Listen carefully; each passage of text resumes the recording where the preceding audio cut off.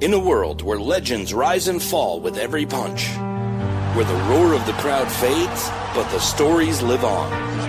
This is where those stories are told. This is Talkin' Boxing with Billy C. From the blood, the sweat, and the glory, to the controversies, comebacks, and knockouts, we go behind the ring, no fluff, no hype, and definitely no BS. Just the truth behind the fight game. And we've been doing it for over 2 decades. A podcast pioneer, now a Hall of Famer. Great. What's that ego gonna be like? And next, the comeback kid. Wait, isn't he like 90 or something? Shut up, he'll hear you. The reigning, defending, undisputed, heavyweight champion of boxing broadcasting. It's Talkin' Boxing with Billy C. And it's on now.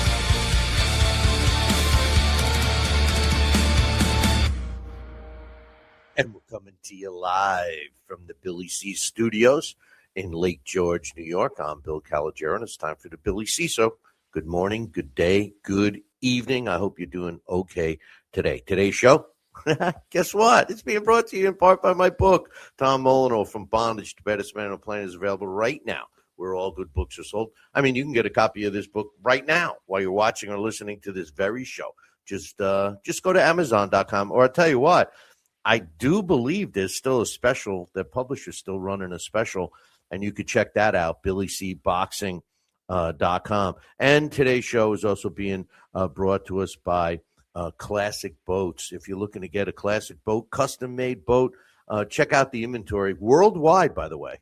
So everybody listening in the UK, check it out, too. It's classicboats.co, classicboats.co. As usual, as we always try, I got a busy show. First and foremost, I want to give a shout-out to Love It. She's in the chat room, numero uno, first one in there, so congrats on that.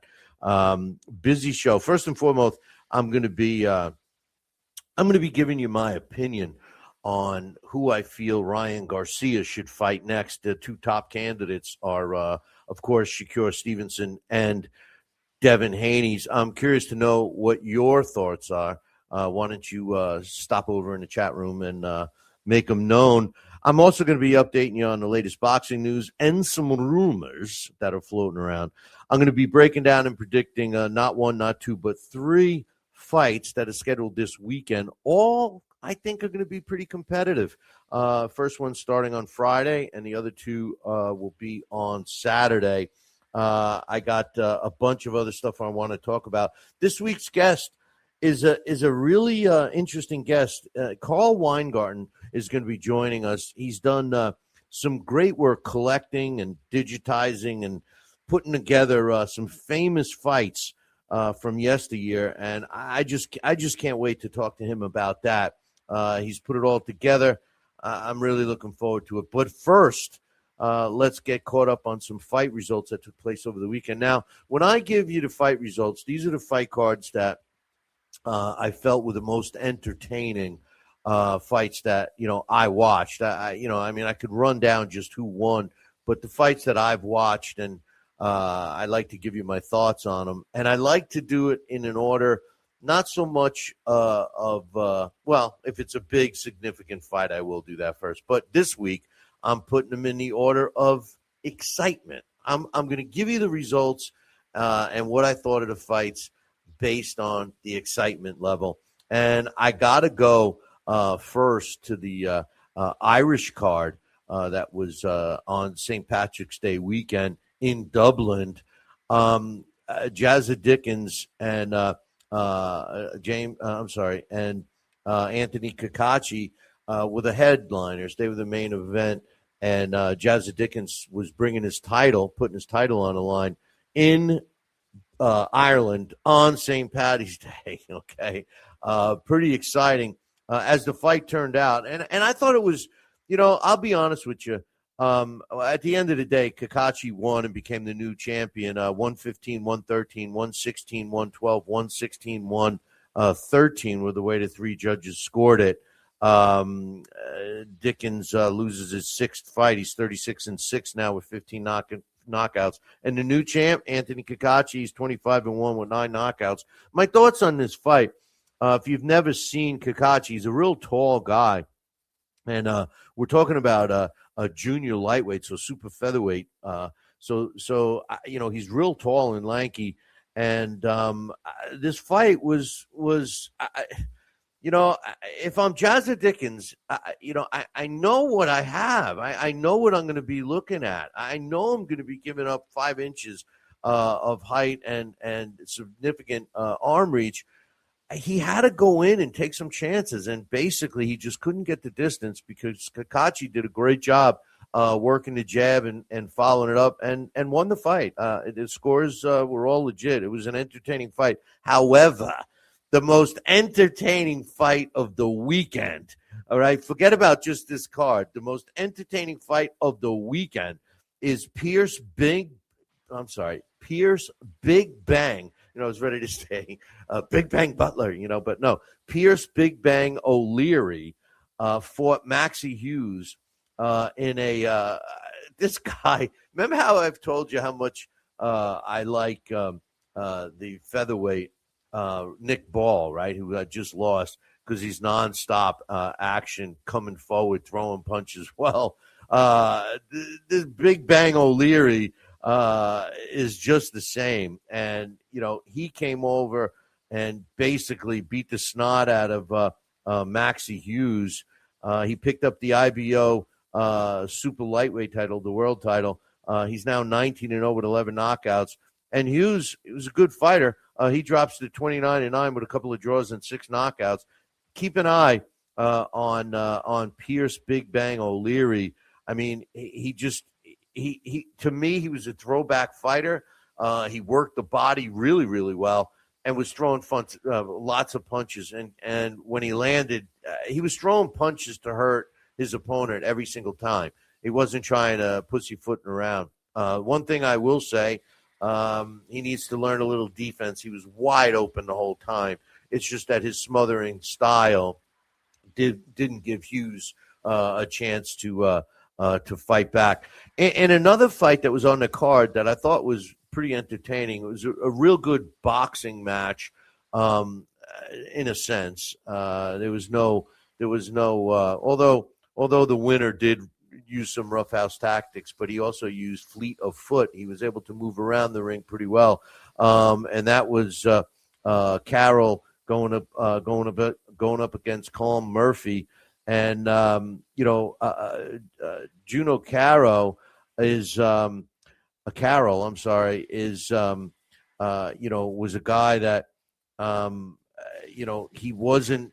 He's a veteran. He wasn't really supposed to win the fight, but Colm Murphy was the protege. He was the undefeated fighter that was, and he looks good. He's young, but I'm sorry, Carroll upset Murphy. Murphy was the young fighter. Man, I'm all messed up today, huh? But I enjoyed the fight. The kid is young, tall. I'm just getting the names mixed up, but that's my stupidity today. But Carroll improves to 26 wins, 3 losses, and a draw. And Murphy lost his first. He's now 16-1. The way Carroll won this fight was just moving around and making it difficult for Murphy to land some solid punches. He did at times, but he should have been a little more aggressive. One note I want to make is that there was a amateur heavyweight champ that made his professional debut. I had never seen or heard of him before. His name was Adam Olarian. They gave him a proverbial punching bag, but this guy looks pretty good. I am going to keep an eye on him. Again, his name is Adam Olavian, and he's 1-0 with 1 knockout at this point. Okay, in another fight that was on DAZN, which featured a couple of good fighters, Arnold Barbosa going up against Kenneth Sims. What made this fight so important, there might have been some title on it, I don't know, but I didn't think of any title on a real title on this fight. Both fighters coming off of losses. Barbosa took the fight. He the way the judges scored it, 117, 111, 118, 110, 120 to 108. Barbosa is now 33-1 with 11 knockouts. Sims drops to 22-4 with a draw, and 8 of his wins coming by knockout. Sims was talking smack before the fight. He was talking smack during the fight, and really he wasn't all that, And Barbosa fought the fight. I will tell you this: Barbosa was in phenomenal shape. This guy was bouncing around the ring like he could have won another 20 rounds. It was unbelievable. It was really exciting and entertaining to see on that one. We had some good fights. And then on early Sunday, Nonito Donaire, this one flew under my radar anyway, but Nonito Donaire, 43-year-old former champion, took on WBA bantamweight for a bantamweight eliminator fight for the number one position to get the world title fight. And he took on Riku Masuda, who went into the fight with only 11 pro fights, 10-1 with 9 knockouts. But Nonito Donaire, he looked pretty good in the beginning of the fight, but he faded really quick, and the fight was waved off at 1 minute and 12 seconds of the 8th round by Nonito Donaire's corner. Hopefully this is the end for Nonito. He's got nothing left to prove, in my opinion. Anyway. All right. Here we go with sorry about that. I was stumbling through those fights. You kind of thought that I didn't watch them, but they were real good, especially that middleweight fight, O'Leary. Man, you got to keep an eye on him. All right. I got some news, or the word on the curb. First and foremost, there's been talk going on about Boots Ennis going to look for a fight against the current WBO and WBA world champion, Xander Zayas. Word on the curb is that they're discussing a fight because of the Virgil Ortiz fiasco, and Boots might be looking to take on Zayas. Be careful what you wish for. My thoughts on Boots. I know he looks good, and he has totally displayed a lot of talent. However, I don't think he's really fought a top fighter yet.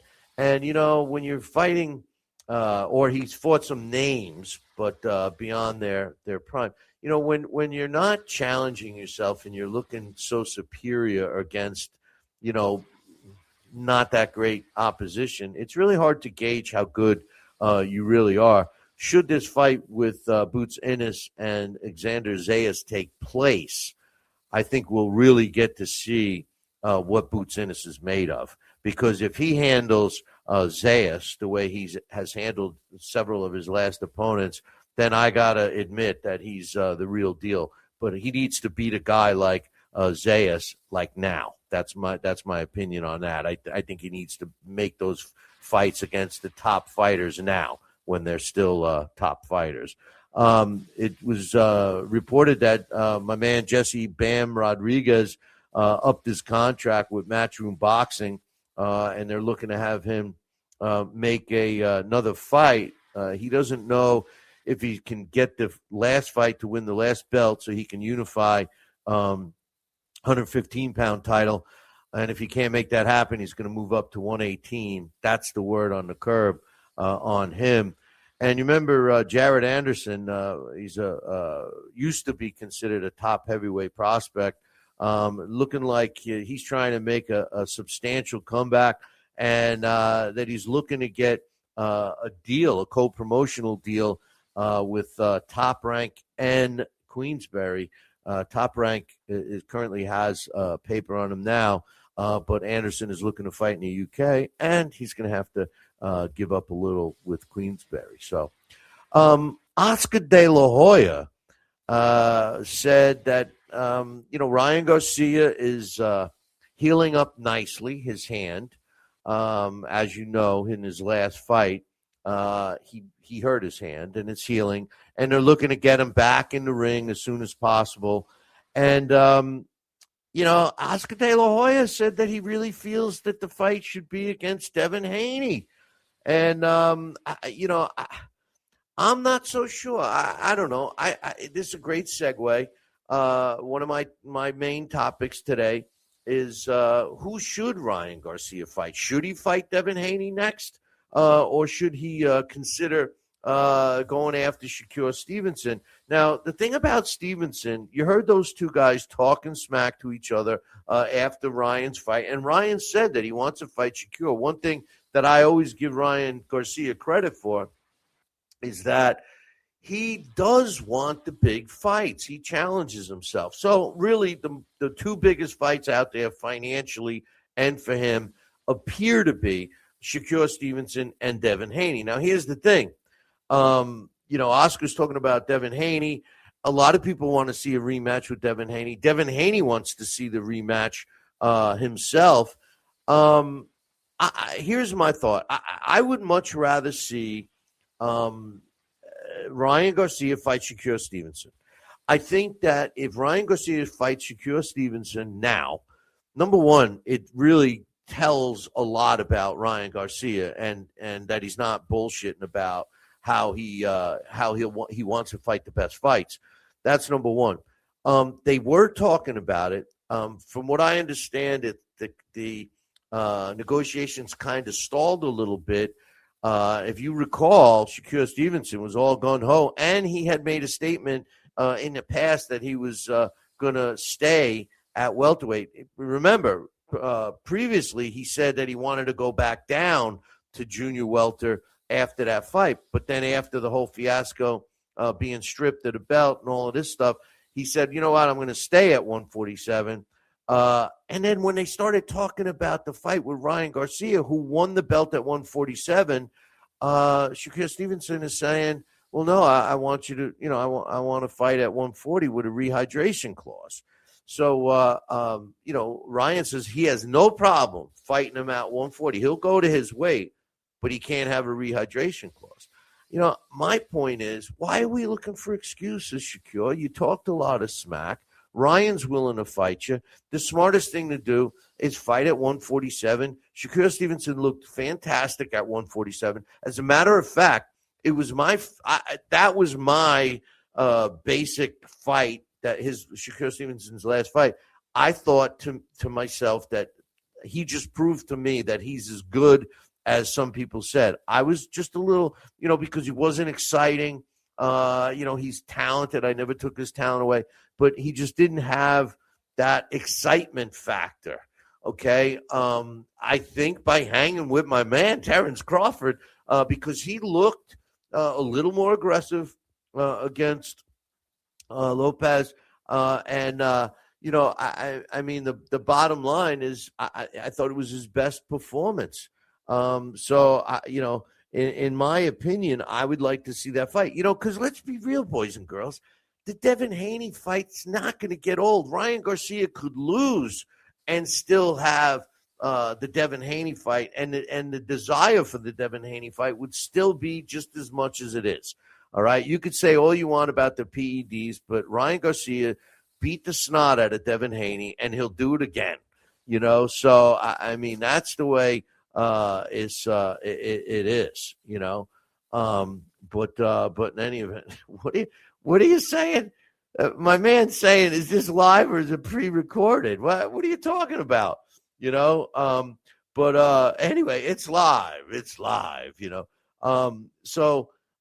And speaking of which, anyway, I was just curious to know what your thoughts were about that. Who would you like to see Ryan Garcia fight next? I hear all kinds of rumors about, Devin Haney already getting another fight, but I don't think so. I think they're waiting for Ryan's hand to heal. And I think if Oscar's right, they're going to push for Devin. If they ask me, I think Shakur. I think we should do the Shakur Stevenson fight. I mean, you got two fighters, both are big draws. That's a big money fight right there. I mean, come on. Hey, listen, let's face it. Devin Haney, he can't draw flies. He can't draw flies at a garbage meat. He just can't. He's not an exciting fighter. And, his father doesn't do him any justice. he's not a fan favorite. Let's face it. People want to go see Ryan, love him or hate him. They want to go see him. And with Shakur Stevenson, he's got a great fan base. I like the fight. I like Shakur Stevenson against Ryan Garcia if possible, but it sounds like it definitely sounds like he's going to be leaning towards Devin Haney if you listen to what Oscar De La Hoya was saying over this past weekend. So it was announced officially today, but 2 days ago, that DAZN and Top Rank just signed a deal. Now, they're doing. They agreed to 8 from a range between 8 to 10 cards, and Top Rank's going to get between $1 million and $1.25 million for each one. So he's looking at, if he does 10 fights, Top Rank's looking at pulling in $10 million a year deal with DAZN. I wonder how they feel about that because they had a $80 million, actually it was between $80 and $90 million deal with ESPN for 30 events. No wonder why ESPN got to lose. That's a lot of money, but let's see. I'm getting a question just to prove I'm live to my man. He's asking if we're live. He says, is it true DAZN will only pay Top Rank $1 million per card? So that means prospect bounce only? No, it's between $1 million and $1.25 million for the broadcast rights to do it. That's a lot of money. I mean, I know what you're saying. If you're talking about a major fight, but the major fights are a different animal. What they could maybe do is, have it separate as a pay-per-view. Not that I recommend you not getting their full-blown one. That's a good question. I think that, he did a lot of stuff with ESPN in Japan. That's got to be expensive. But I don't know, man. I think $1 million per card is not too bad. It's not too bad. I think he's going to be able to put on some decent shows, to be honest with you. And in any event, I think it's big for DAZN. In my opinion, DAZN is really it's the place for boxing. I hate to say it. I'm not getting paid. I should get paid to promote them, but I'm not. And the truth of the matter is it's good for boxing. There's nothing more that I love than watching, boxing on all day on Saturday, morning, afternoon into the night. I love the cards from Europe because they're so much better. But yeah, Top Rank and DAZN. DAZN doing good. They got now Top Rank. They got Matchroom. They got Golden Boy and Queensberry. I mean, geez. So you think Zuffa Boxing is going to do anything about that? Like John says, all the balloons come down. I mentioned Zuffa Boxing, right? You think they're going to be outdone? Come on, Zuffa. It was announced that they signed a Sky Sports deal to broadcast in the UK. So now they're on Paramount Plus and Sky Sports. Their next fight will be in Vegas, and Sky's going to broadcast that one. Dana White says, and I love his quotes. I'm sorry, I love his quotes. Dana White said, "It's not rocket science. We want to put on the best possible fights with the best fighters in the world. Everyone's undefeated in boxing today. That's going to change over the next couple of years. If you look how we built the UFC model, I took everything that I loved about boxing and everything that I hated about boxing when building that business. If it worked so well for the UFC, it's going to work even better for boxing. We will continue to sign not only the best fighters in the world, but fighters that we believe have the potential to be world champions someday. Over the last 10 years in boxing has been mostly European, and here in the UK, he's obviously being quoted in the UK with the Sky Boxing, of course. There has been a decline in the United States. Our goal is to build the no-brainers, the United States, UK, Australia, Mexico. That's what we're focusing on. He's right. How many times have I been saying that all the exciting fights happen in the UK? I just said it. I love watching it. UK carries boxing on its back. 100%.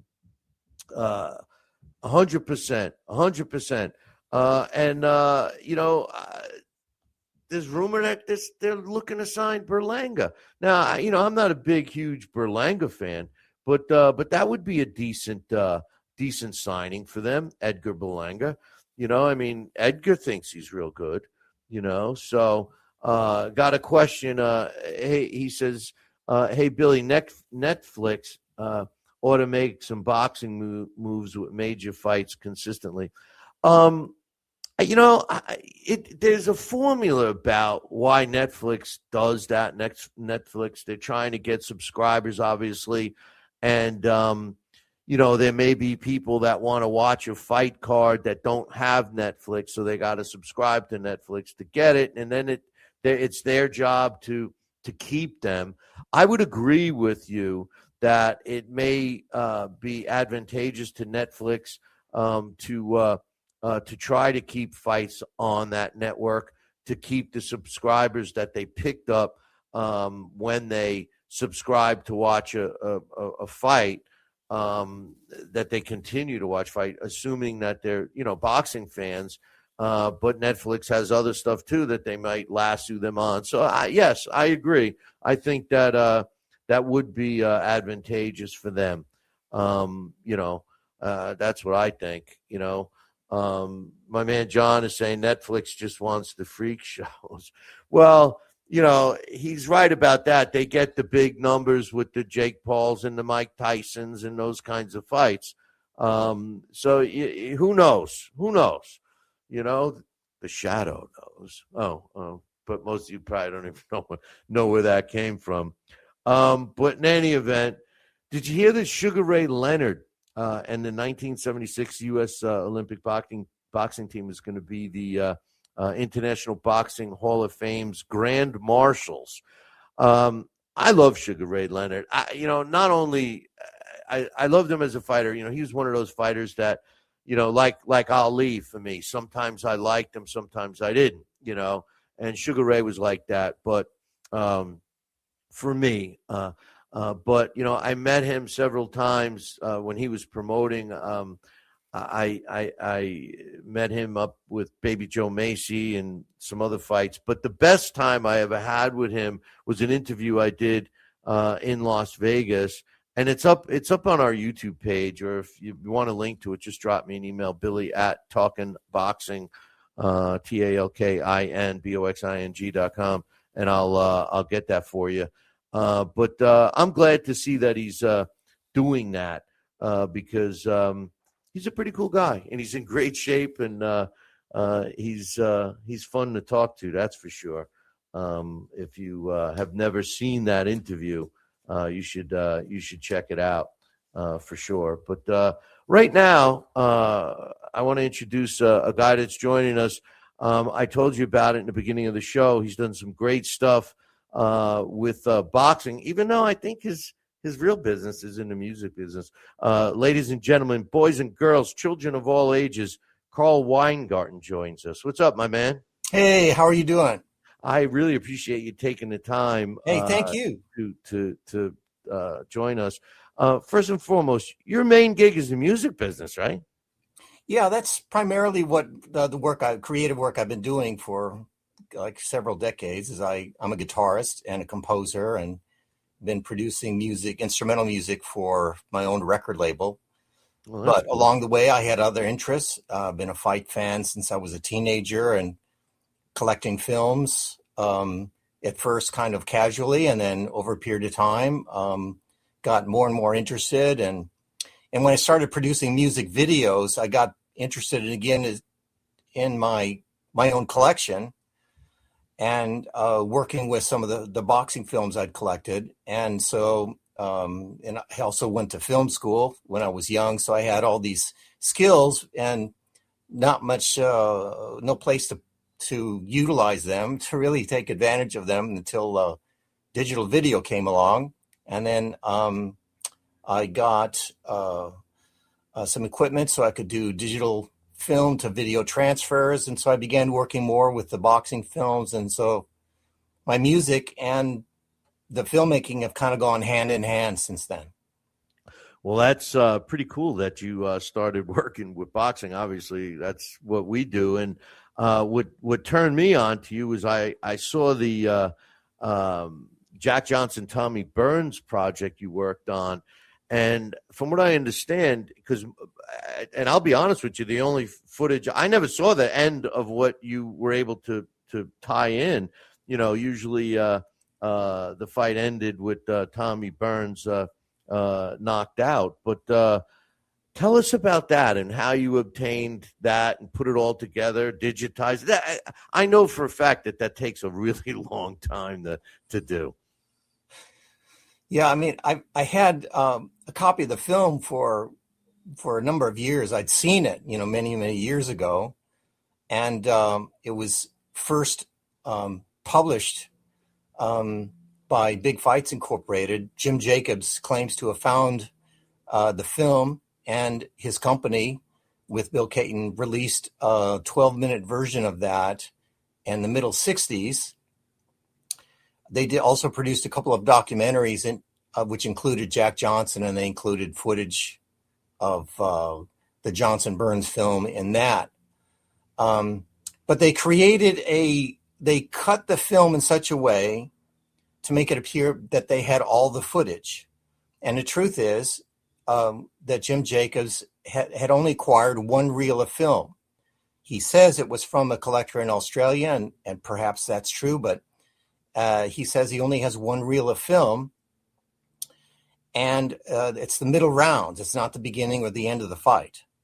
But because they needed to have a release of it, they needed to market the film and make money from it and for television. They re-edited the footage and relabeled the footage, relabeled the rounds to make it appear that you were looking at a highlight of the whole thing. And because they didn't have the end of the fight on film, they created this scenario in the film where there's a freeze frame, and they claimed that the police interrupted the fight and that they stopped the cameras, and that's the last frame that exists. Coincidentally, what looks like Tommy doing kind of a nosedive after Johnson was trying to knock him out. And they said, well, this is where the camera stopped, and then the fight ended, and that was it. That's not what happened, but they just wanted to market the film. A partial version of the film wasn't marketable for them. I mean, just showing a portion of it. They had to make it seem like they had the whole thing. Anyway, so over the years, there were newspaper reports and rumors from people, collectors, people that, boxing historians said, it doesn't exactly jive with accounts from the time. And if you look at the newspaper accounts, it seemed a little fishy, his story versus the eyewitnesses. And then more telling was that in 1908, early 1909, a production of the fight movie was released to the public, Australia and the US and Europe. And there are reviews that you could go back and look at of people that went and looked at the film and reviewed it like you'd review any film, any movie that's shown in theaters. And they said quite clearly that it went 14 rounds. Tommy was in big trouble. He'd been knocked down in the beginning of the 14th. And Johnson was all over him. And the police who were there, at the time, the police were there just to make sure nobody got killed or no fighters were seriously injured, because referees in that time were not stopping fights. They were not protecting fighters in that way. So the police who had been there signaled from ringside and said, stop. And then the referee yelled to Jack Johnson to stop punching. and he did. And the police stepped into the ring to make it official. The referee, who's also the promoter of the fight, said, well, Johnson was ahead on points. So at this point, the bout is being stopped and Johnson's the winner. And Johnson walked to his corner. Apparently, it was being celebrated. Tommy Burns walked to his corner, and that was it. So you took that fight, and you colorized it and everything. Tell us about that. Oh, actually, I didn't colorize it, maybe, but there are versions online of people have taken that footage and colorized it. What I did your piece wasn't colorized. It was just you just put it all together.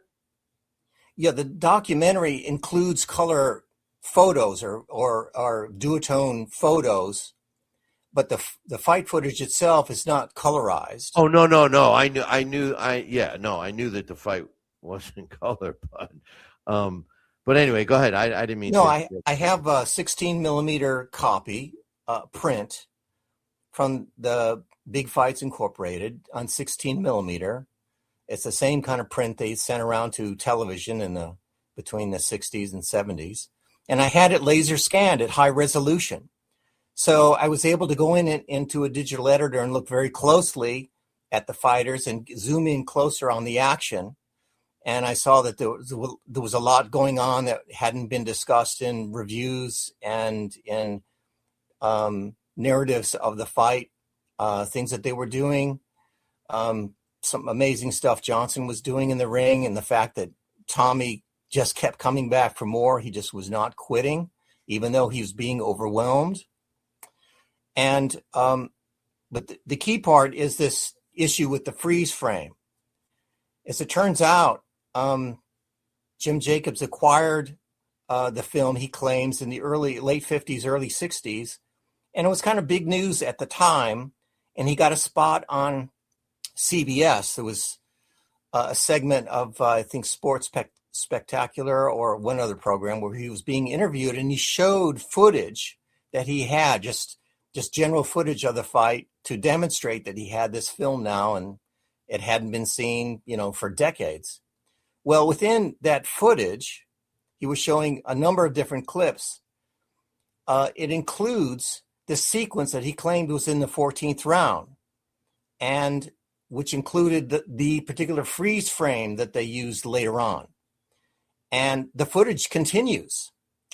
An archivist, collector friend of mine had the segment. He said, oh, by the way, it includes stuff that goes on after the freeze frame. So we worked out a trade, an arrangement, and I was able to acquire not a great quality of the segment, and went into the digital editor. I began cutting into the film, seeing that Jacobs and his team had actually spliced up the footage that they had and relabeled rounds. And it was sort of a big jigsaw puzzle to put together. So I began sort of reassembling it as best I could tell from newspaper descriptions. And I found the segment where Johnson is overwhelming Burns, and I inserted this footage, this continued footage at that moment of the freeze frame and after, and lo and behold, it was like a big piece of the puzzle coming together. The fight continued. Tommy was not knocked down at that moment. He was off balance. He regained his balance and almost immediately throws a big overhand right to Johnson, coming back. So after that big flurry that was supposedly, according to a lot of the narratives, that Tommy was about to be knocked out, he was in trouble, but he came right back. So this wasn't the 14th round. This was actually the 7th round. Let me ask you a question. So there were multiple copies of this film. Like, were these copies of an original? I always thought that part of Big Fights, they were original films. I knew Steve Lott. I don't know if you ever had. I knew Steve. Steve was a great guy. Yeah. Steve gave us he was the last guy with Yes. rights. He had given us the rights to rebroadcast a couple of things that he Yeah. had. He was in very his collection. generous. So is that was it the same video that they cut and spliced themselves, and then someone else ended up with those pieces, or were there multiple copies of that? That's the question. Well, as far as we can tell, there's only a single reel that has been found of that fight. That is to say, a single 35 millimeter theatrical print. The originals are, I'm sure, long gone. So all that we know of is the single reel that Jacobs claimed he obtained from a collector in Australia. There may have been a few copies made of that print given to people like the archives in Australia, a couple other people possibly. But he took that one reel, rounds 6 through 10, and they recut it and relabeled different segments as rounds 1, 5, I think it's 8, 11, and 14, which are really variations of rounds 6 through 9, cut to a different order. So he had that, and he and Caton created this 12-minute version of the film that was distributed to television and has subsequently also been used in a number of documentaries. They literally take his rendition of that and placed it in other documentaries that have sort of carried on this myth. It was nobody's fault. They didn't know. For a long time, everybody took that what Jacob said was gospel. And it wasn't. They made up a story just because they needed to market this film, not because he wanted to change history or do anything nefarious. They had a business and they were trying to make money with these films. That's what they were in business for. And I should also say that they have to be thanked for all the work they did for decades, seeking out all of these films, which would be long gone at this point, especially anything prior to Jack Dempsey. Most of that footage, we have to thank them for recovering and bringing it into their archive. So they did a tremendous, tremendous service to those of us in the boxing community and those of us who love boxing history. No, I agree with you 100%. You got some, speaking of Dempsey, you have some stuff on Dempsey too, right? Yeah, I did a piece on 2 pieces with Jack Dempsey. One of the second Tony Dempsey fight, the long count fight, and it focused mainly on the audio. That the fight was broadcast over the air, but the surviving films, most of the presentations you see of the film are silent. Well, a company in the Midwest, a record label, set up a recording machine and recorded on 10 vinyl discs the 10 rounds of the fight over the air, literally sticking a mic in front of a radio. But those recordings have been long since were forgotten. Archivists had them, but never utilized them. I never saw anybody attempt to synchronize the audio and the video. So I thought this is something that would be a lot of fun to do. The guy who called the fight, McNamara, he was like a pioneer in the business of sports radio calls. So I went into that 7th round and married his audio call live with the silent film, just to give viewers just a sense of the excitement, and bring to life a little bit more that particular round and the long count and that moment and what was going on. That was one film. The other was a close look at the Dempsey Firpo fight. And going in, I did high-res scans of that film, and I want to just moment by moment go through that. Dempsey was actually down 3 times. A lot has been written about that fight, a lot of myth-making about the fight. I wanted to just take a deep dive into that film and say, this is what the film shows. This is maybe not what the myth says, but the film shows things like when Dempsey was knocked out of the ring, he wasn't out of the ring till 9 and just barely made it back in. He was back in the ring in less than 5 seconds. His feet, the lower part of his legs never came off the apron. He was still partially on the apron, and then scrambled back into the ring. The punch that Firpo knocked him out of the ring, if you slow it down and look closely, it's a half punch and a half shove. I don't know if he was just punching that Dempsey would have fallen out of there, but it's just sort of interesting. It was an incredibly wild fight, back and forth. Dempsey down 3 times, once at the beginning of the fight, once in the middle of the first round, and then, of course, being out of the ring. Firpo was down a number of times, but he got up and came back fiercely every single time. It was a very, very exciting fight, and I thought people would enjoy seeing to put the whole thing into slow motion and bring it a little bit closer, take a closer look at it. And there's just more to learn when you're doing that. And it's a lot of fun, especially for boxing tweakers like myself who enjoy that stuff. Well, I'll tell you something, Carl. I love that you have that interest, and we certainly need it. One of my things that I'm constantly saying is that, boxing's that sport that I believe fans need to know about the history. It's a little different. I mean, every sport has its history, but boxing, the price these guys paid was so high. I just feel that, boxing fans owe it to the sport to learn a little about that. And I'm always trying to push the younger fans into, watching, or even, should I say it, pick up a book and read, on certain things, But I'm so glad that you're doing this. How can people watch your stuff? My YouTube page is called Fight Films Guy. I just... I could have thought of Fight a better Films name. Guy on YouTube. At Fight Films Guy YouTube. Yeah, and you got a bunch of stuff up there.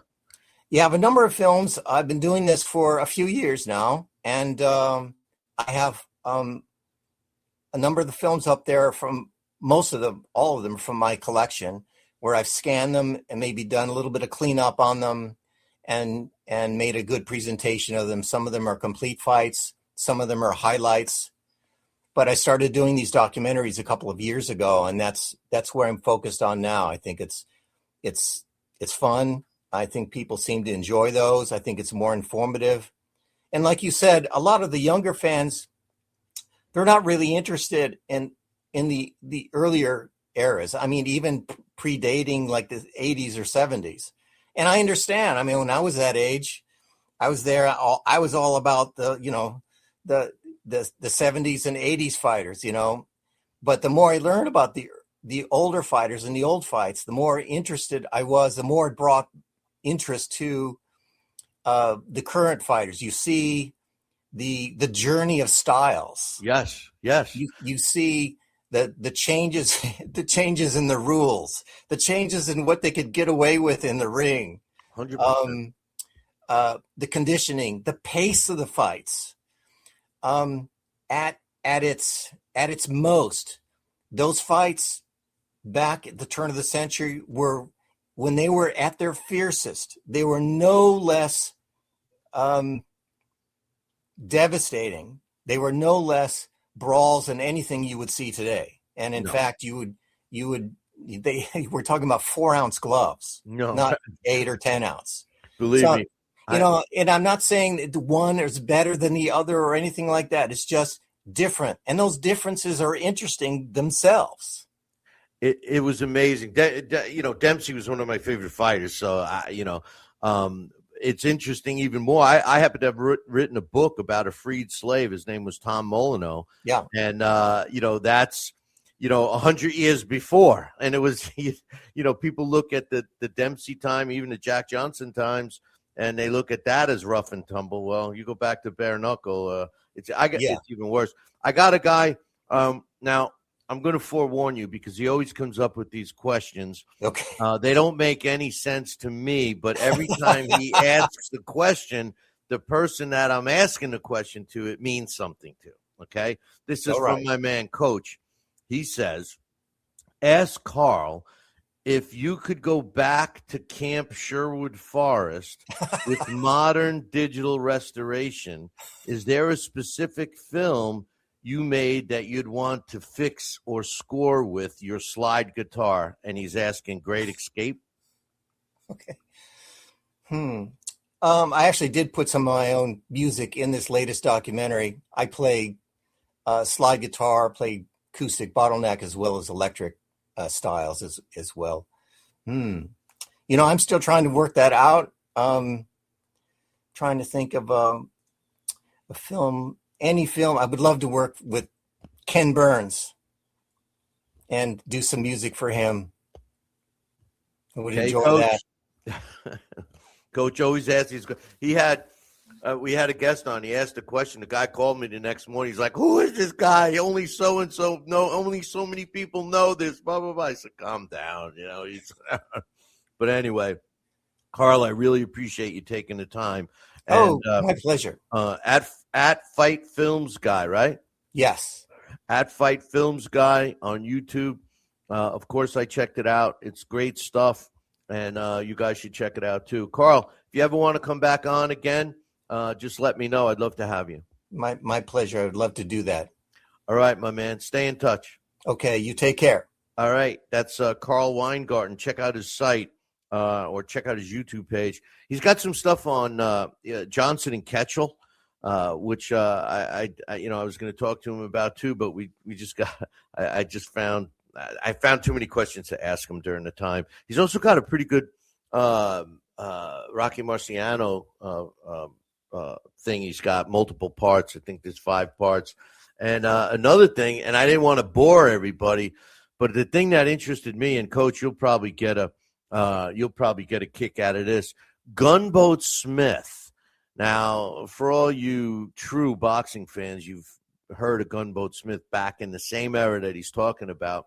Was a tough journeyman type fighter, and he's got some footage of him sparring, which ought to be interesting to see. I didn't get to watch that one yet, but hey, there's some boxing. I normally this Friday, Let's Get It On Promotions, which was started by Mills Lane and is now being run by his 2 sons.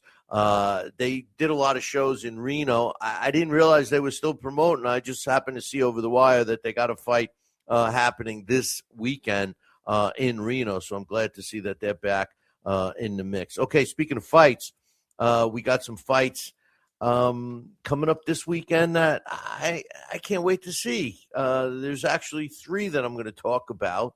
The first one is a fight that's taking place on Friday. It's on DAZN, of course, and it features a guy I've gotten to see ringside a couple of times, Kevin Walsh, and he's going over to Ireland to fight the Irish fighter in Michael Conlan. Now, Michael Conlan, I don't know if you guys know who Michael Conlan is, I should say, but he was a highly decorated amateur and a huge fan favorite. And he was tooling along his career. He's got a record right now, 20 wins, 3 losses, 10 of his wins coming by knockout. He was stopped 3 times. He had some back-to-back losses in 2023, but he's come back with an 8-round decision over Assad Khan in March. And in his last fight, which may be his best performance in a long time, a 4th-round stoppage over Jack Bateson, who was 20 wins, 1 loss, and 1 draw at the time. He's an action-packed fighter, and he's, like I said, he's got a record of 20 wins, 3 losses. He's 34 years old. He's 5'8". He's got a 69-inch reach, which happens to be a 4-inch reach advantage over his opponent, Kevin Walsh. Kevin Walsh is undefeated.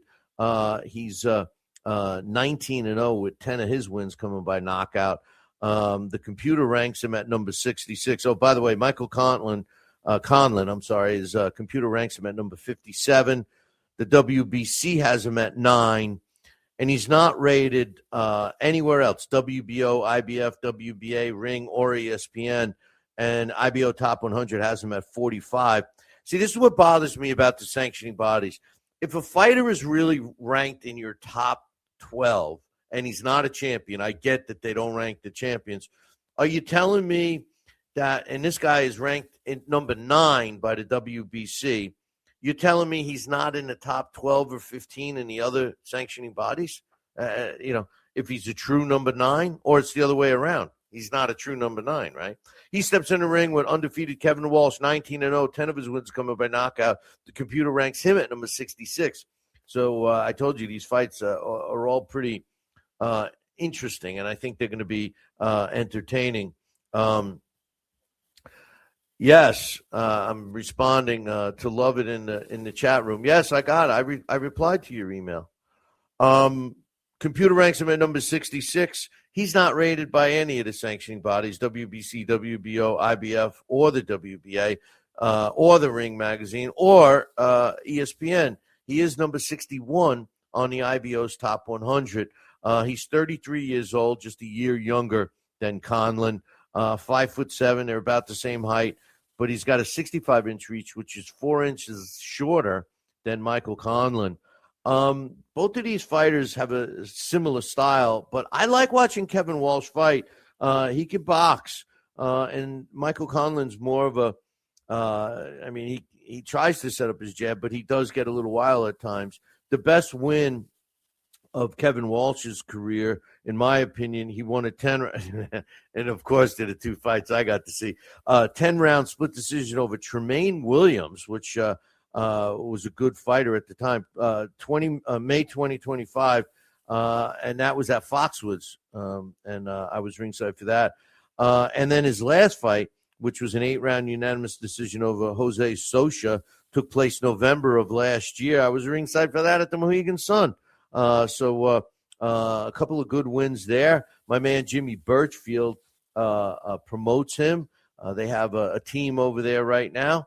Michael Conlon is a good fighter. He has seemed to have come back from his knockout losses.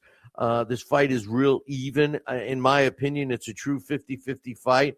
But I got to go with Kevin Walsh in this. It's going to be a hard win for him. He's in Conlon's backyard. You know how the Irish are. St. Paddy's Day, they started celebrating last weekend. They're still going until probably Sunday. But I'm going to go for the upset here. I'm taking Kevin Walsh in that fight. In another fight that I can't wait to see is a young fighter who's kind of skyrocketing, George Liddard. And Liddard is 13-0 with 8 knockouts. He's from England. The computer has him at number 28. The WBA has him at number 12, and the IBF has him at number 15. Not rated, of course, in the Ring or ESPN or even WBC or WBO. And the IBO Top 100 computer system has it at number 30. He's not a bad fighter. He's young. He's going to be 11 years younger than his opponent. 5'10". It's roughly the same. He's going to be fighting in his backyard. His best wins, December of 2024, when he blew out Omar Alunga in the first round. And then May of 2025, he stopped Aaron Sutton in the 5th. And then in his last fight, he stopped Kieran Conway in 10 rounds, and that took place in October. He's an exciting fighter, just another one of these exciting fighters out of the UK. Young kid, 23, and he steps in the ring. And here, I just want to make a point. He's ranked, he's 13-0, and he's already in the top 15 in 2 sanctioning bodies, just saying. Tyler Denny is his opponent. He's 21 wins, 3 losses. Out of his 21 wins, 1 knockout. He's got less than 5% knockout ratio. Of his 3 losses, he was stopped both times. 1 knockout. and 21 wins. That's pretty crazy. I remember a heavyweight named Zuri Lawrence, who I forget how many fights he had to fight before he got his first knockout. I'm thinking 20. I'm thinking more than 20. The computer ranks Tyler Denny at number 51. He's not rated in the WBC, the WBO, the IBF, the WBA, the Ring Magazine, or ESPN. He is at number 49 by the IBO Top 100. His best wins, a 10-round decision over Brad Pauls in February of 2023. He won a technical unanimous decision over Felix Cash in 2024, in June of 2024. And he won a 10-round decision over Elvis Ahoragay in April of 2024. He's a southpaw, 5'10", pretty similar in height. He's a slick fighter, Tyler Denny. He didn't get 21 wins with no knockouts for being a power puncher, but he's stepping in the ring with a guy that likes to come at you. He's stepping in the ring with a guy that's going to be, in his home town. I mean, they're both from the UK, but George Lidard is going to be in his hometown in this fight. I'm picking George Lidard in this one. In what I think is going to be the best fight of the weekend, is going to put it's a middleweight championship fight. The Carlos Adames, which is WBC World Middleweight Champion, is taking on Austin Williams.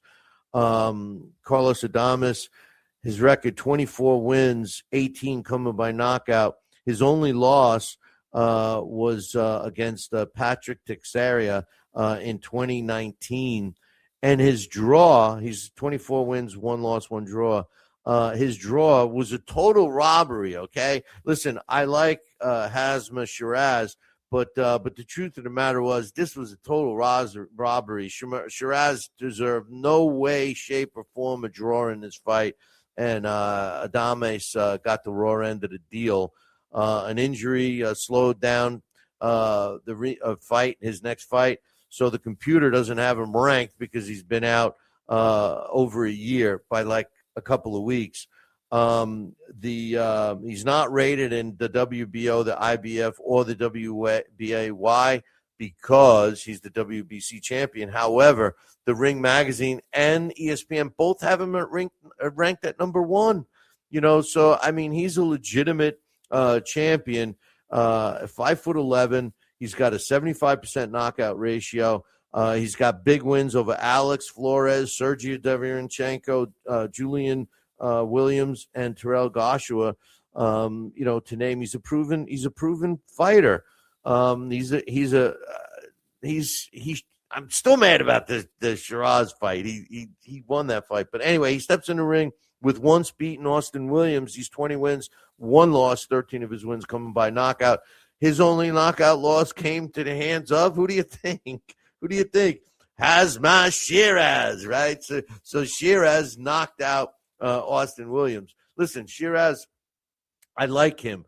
I just think that he did not win the fight against Adames. I think he's a good young fighter, and he's definitely going to be a name that we're going to be seeing a lot of, especially since he's in Turki Al-Rashid's stable. But that's Austin Williams' only loss. This fight's taking place in Florida on Saturday. By the way, I told you the Kevin Walsh, Michael Conlon fight's taking place on Friday. The Lidard and Denny fight's taking place on Saturday from England. And the Austin Williams, Carlos Adames fight is taking place on Saturday in Florida, all on the Zone. The best wins for Austin, well, let me give you his ranking first. He's ranked number 7 in the world by the computer. The WBC has him at number 3. And ironically enough, the WBO, the IBF, or the WBA don't have him ranked. The Ring has him at number 8. ESPN has him at number 10. And IBO's Top 100 computer system has him at number 5. He's a real legitimate opponent. There's no question about that. He is 29 years old. He, too, is a southpaw. Not that Adames is, but another southpaw we're talking about. Adames is an orthodox fighter. 6 foot, around the same height. But he's got a 5-inch reach advantage at 78. And Adames is at 73. His best wins, he won a 10-round decision over Steve Rolls. I don't know if you remember Steve Rolls. This was in 2023. Steve Rolls was a good fighter, and he got a 10-round decision over him. He also got a 12-round decision over Patrice Volney in March of 2025. And his last fight, which took place took place this past January, he won a 10-round decision over Wendy Toussaint at Madison Square Garden in January. This is a good fight, but you know something, Carlos Adames, I just think he's got some pop. You know, a guy with a 75% knockout ratio who lands punches, who comes at you, and he's gonna have to come at Austin Williams because of the reach advantage. I'm picking Carlos Adames to retain his WBC title in that one. Finally, I just wanted to mention about a heavyweight fight that's going to be taking place in April, and I like this fight. We got Jarrell Miller and Lenier Piro is going to be fighting, and believe it or not, and I say this because Piro, he's got 13 fights under his belt, but this happens to be a WBA World Heavyweight elimination fight. So the winner of this fight gets a shot at the title.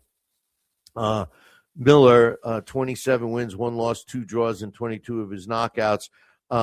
If you recall, his last fight was he beat Kinsley Iba. He struggled over Iba. He ended up winning a close fight. But what everybody remembers was his wig, his toupee falling off. And him handling it pretty good. I like the way he handled it, 37 years old.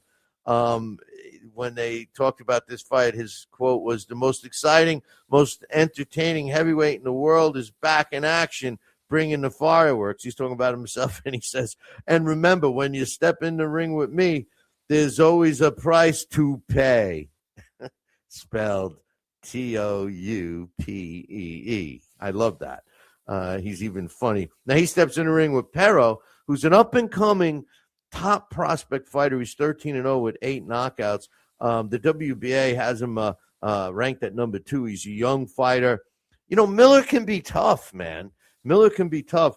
I like the fight. I think it's going to really tell us about Pero.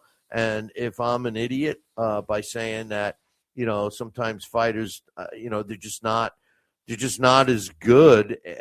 They need to fight more, and they need to up their level of opposition. Now, if in this case, I like it. I like that Piro is fighting Miller. What I don't like is, should he win, he gets an automatic shot at a world title with 14 fights. But I think it's going to be a tough fight. If Miller comes to fight, it's going to be a tough fight. Piro said, "I respect Jarrell Miller and what he brings to the ring, but this is a big opportunity for me to keep moving forward. I've worked my entire life for moments like this, and every fight's another step toward my goal of being a world champion. One thing I want to let the world to know is that I'm coming in with everything I got. I'm staying humble, focused, and I'm ready to show the fans in Vegas and around the world on DAZN the best version of myself on April." No disrespect to Pero, but this is some of my issue. Of course, his goal of becoming a champion, but by his choice of words, it almost sounds like he thinks he's already kind of there. And I feel bad when you say, and for people around, I want to tell the world, I wish boxing was that mainstream sport again, because then a young guy like Pero would be telling the world, but I'm glad he's fighting Miller. I like the fight. I think it's going to be entertaining, and I like the fight. I give Pero credit for fighting Miller. Miller's not an easy out, and you could say, "Oh, he's shot, he's this." He comes in, a donut shy at 300 pounds, maybe even over 300 pounds. But, when he gets that second wind, which he seems to do in the second parts of fights, he's a tough out. It's going to be a good test for Pero. So, anyway, hey, listen, boys and girls, next week we have a really good guest, too. coming on. We have his undefeated fighter. I was talking about Jimmy Birchfield. He's actually in that stable, and we're catching him a couple of days before he fights. He's scheduled to come on Wednesday. He's fighting that Saturday, and he's undefeated middleweight, 21-0, 17 knockouts. Frank the Tank Hogan. This kid is going to be a champ. So make sure you tune in next week, and we'll chat with him. Hey, listen, boys and girls, I appreciate you stopping by. And all I can say is make sure you tune in next week. Same bat time, same bat channel. Until then, I'll leave you with this. Ciao, baby.